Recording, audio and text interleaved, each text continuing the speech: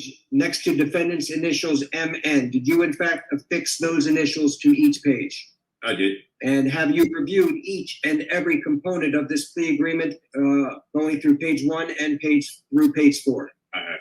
Now it says on page 4, having read the above mentioned terms of this plea agreement and having been advised by my counsel, David Terrace, I, Michael Noak, freely and voluntarily enter into this plea agreement and agree to abide by all terms and conditions of this plea agreement, and agree that failure to comply with any terms or conditions within this agreement constitutes a violation of probation and subjects me to be sentenced to the statutory maximum penalties provided by law for the crimes for which I am now pleading guilty.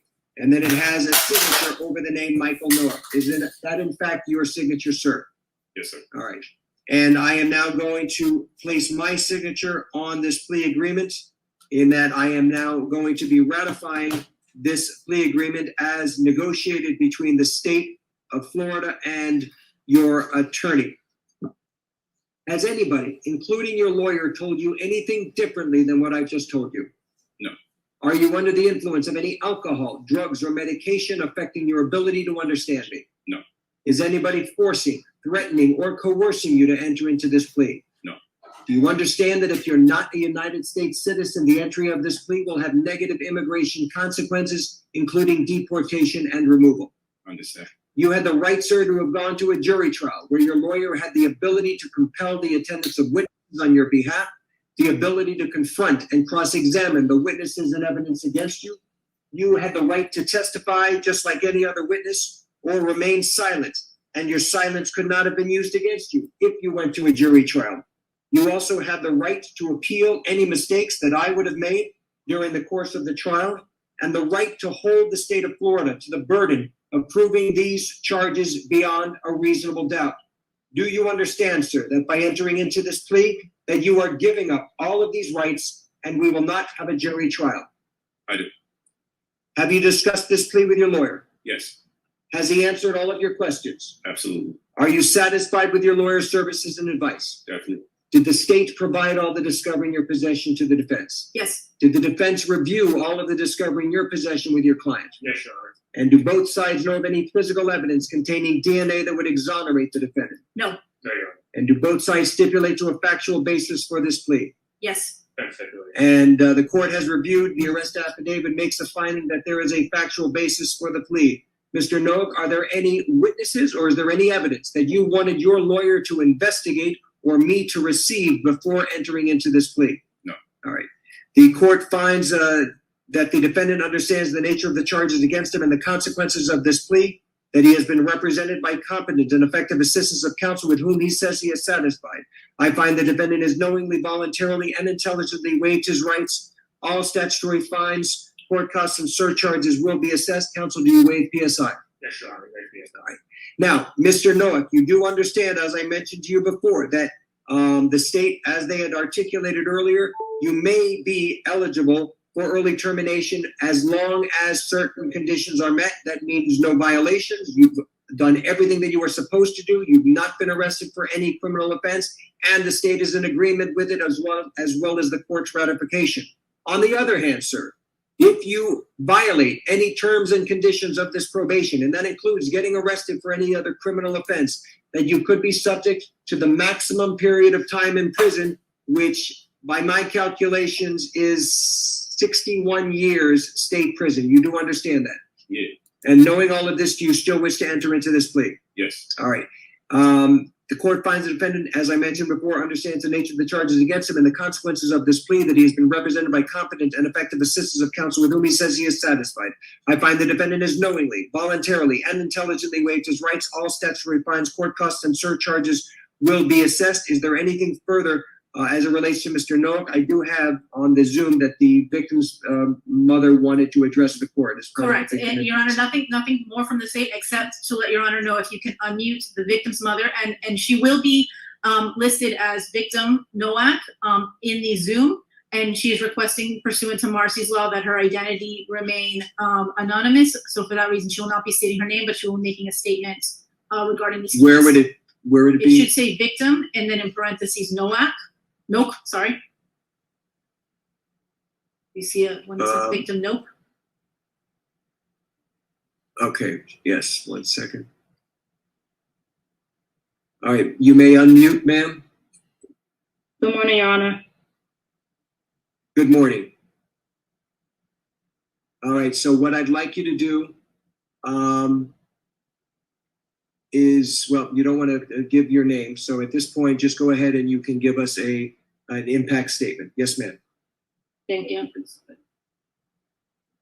Michael Nowak. This is the first time I have spoken publicly about what you've done to my daughter and I. I have gracefully remained silent the last 2.5 years. 2.5 years of pain, shock, disbelief, PTSD, constant nightmares, and daily triggers. Trying to help my daughter heal when I'm not even healed myself. What you have done to my daughter, myself, and my entire family is inexcusable. You hurt us all. You made me believe that you were such a great man and you could do no wrong. You made me fully trust you, and for that, my daughter trusted you too. But the truth is, you're a monster, a demon. The very first time that I allowed you to be alone with my daughter, the very first time, and you couldn't even help yourself. You told me you was gonna be right back. You were going downstairs. You were gonna grab food and take vacation pictures. You told me that you wanted to have a one-on-one talk with her about loving and respecting me as a great mother that I was and am. And I actually believed you. I believed that you were going to bring her right back. I thought you were going to have this trusting conversation with her that you promised me. Her and I both trusted you. For a grown man to violate a child who trusted him, you should be ashamed of yourself. You plotted on me and my little girl. The entire time you knew what you planned to do. Isolate, intoxicate, then violate my baby. Shame on you. I trusted you to bring her right back. You were supposed to bring her back the same way that you took her. Instead, you drugged her and took advantage of her. You sexually abused her. You forced alcohol down her throat. You then forced her to see things that no child should ever have to see. You forced her to feel things that no child should have to feel. You forced her to accept violence that no child should ever have to endure. You forced drugs in her that no human should ever even ingest. She's my child. My baby. How could you? How could you? You could have killed her with all the drugs that were found in her system. Damn. And you thought your master plan was mapped out perfectly, huh? You thought I'd be dumb enough to believe you over my child. And you thought that money would blind me. You thought I was going to be so blinded that I wouldn't notice when you returned her with bruises all over her body and her mouth busted, uncontrollably shaking. Absolutely not. And although you executed your plan and you got what you wanted those couple of hours, you actually failed. Because look where you're at right now. You have created a lifetime of trauma for my daughter and I. Before you, we never knew evil existed. You brought so much evil into our lives that early morning, and I'll never forget. I called you like 50 times and you wouldn't answer me. And I called her too, but you took her phone. You drugged my baby and you gave her no way to seek help. You left me no way to contact her or even know where she was. I get physically sick now whenever I'm away from my daughter because of you. Something as simple as her going to school, I'm in panic mode. Because I'm scared when she comes back, she's gonna be hurt all over again. I constantly have flashbacks of that night. And what she lives with is not okay. She feels uncomfortable around people and will live with this forever, and this is not fair to her. never deserved this. Shame on you for forcing evil on our youth. And you know, for a year, I questioned, how could you even do this to us? Her and I did nothing wrong to you. We trusted you. I moved across the country because I believed everything that you told me. But it was pure manipulation I see now. All you do is specialize in selling false dreams. How could you do this to an innocent child and mother who simply trusted you? We did nothing wrong. But you know what? I'm done breaking my head trying to question or figure out how you could do such a thing. It's so simple to me now. You're just a sick man. A man who you can have a plethora of women, but you secretly prefer to have a child. And it's so clear now. I will never be able to fully trust another person due to the betrayal that you've shown me. And for that, I was not willing to trust 6 strangers and go to trial. Nor was I going to put my daughter through an additional trauma. This plea was in our best interest. You and I both know the evidence is extremely substantial. But even with that, I refuse to have my child be tormented when she's done nothing wrong. All she holds is the truth. And I will say this, although you were so worried about being labeled a sex offender, you did us a huge favor by admitting to guilt, period. So for that, I thank you. I truly thank you. Yes, mitigation took place and I allowed it as long as it meant you going to prison and you getting true help. Because true help means no more victims. The fact that your only non-negotiable was to accept the sex crime shows exactly the type of man that you are. You know what you did in that hotel room. I know what you did, and my daughter knows what you did. DNA doesn't lie. There's no reason why your DNA should have been found on my baby. And yes, I satisfied your bogus request to not be labeled a sex offender, but it doesn't take away from who you truly are. I wasn't going to waste any time going back and forth with you over a label. God will judge you for exactly the person he knows you to be, a sexual predator. So rest assured, jail time equals jail time.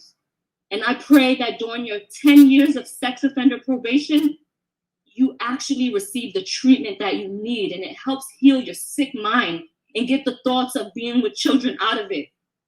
All you care about is your pretend image. But I know exactly who you are now.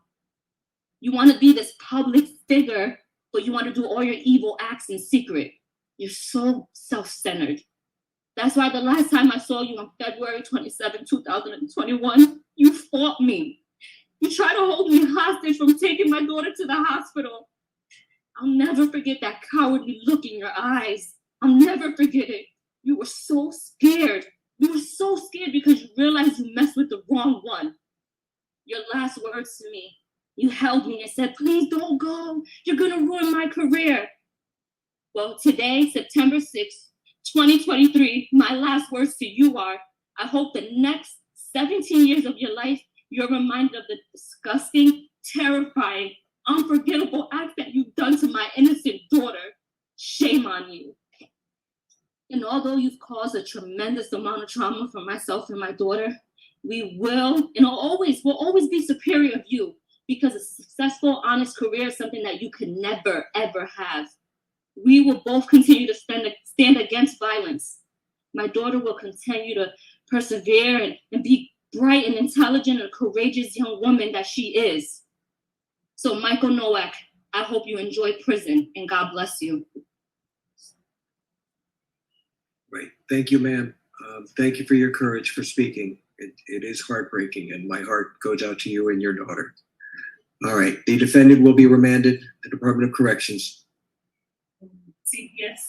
He's given credit for any. Misdemeanor judge, We can do CTS on the misdemeanor, yes. He's giving credit time, whatever he's gotten in. Yes, yes. Awesome. All right. Thank you. Yeah.